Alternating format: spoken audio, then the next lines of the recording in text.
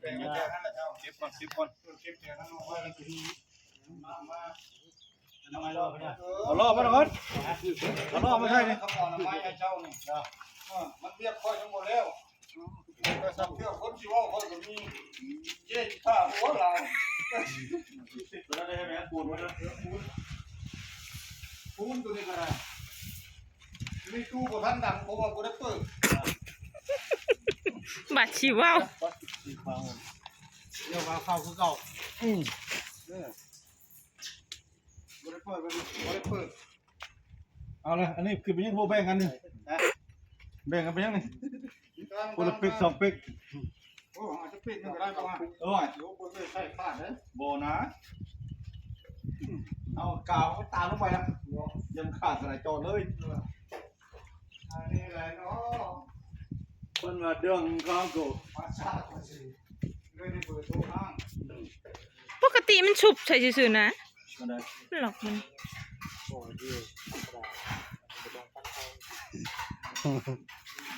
ไปเบิ่งดู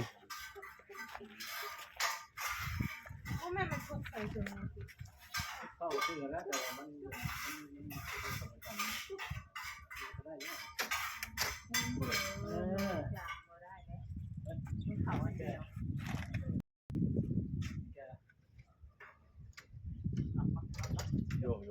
เอาสหังนั่นก่อนก็ได้มันออกก่อนเลยมันออกก่อนนายเอ้ยปุ้ยใหญ่ฮ้อนโอ้มากินอากาศสดเอารถบาดนี่ปุ้ยใหญ่เอาได้เอาเลยบาดนี่เอาเลยหมูกระต่ายซื้อมาบ่เนี่ยหมูกระต่ายใส่ล็อกกุญแจนะหมูกระต่ายบ่มี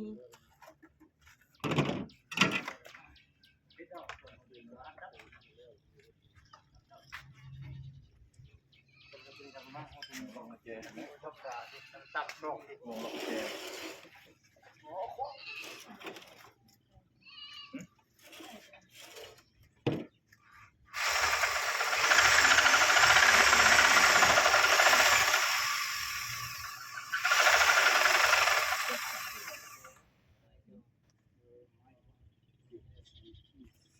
สว่างมาแล้วคนสว่างวันลงเลยนะ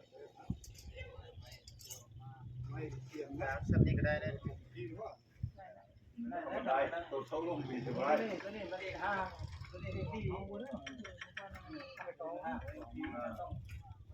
อาว่าต้องเอาลงที่ลองไปที่ใส่ซึ่งตัวนี้พอได้ก็เทลองไหม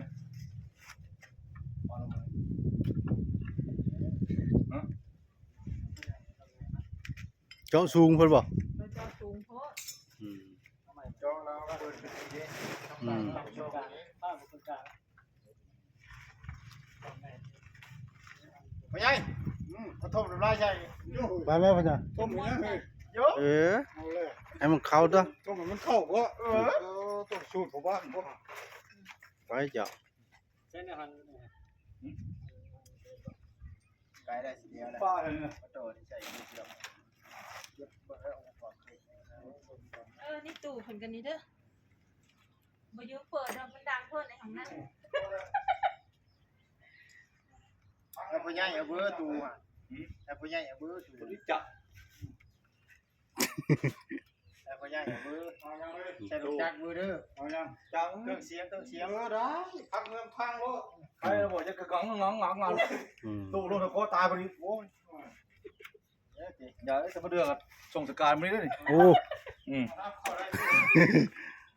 ร่างกายน่าเข้ามาได้ปะ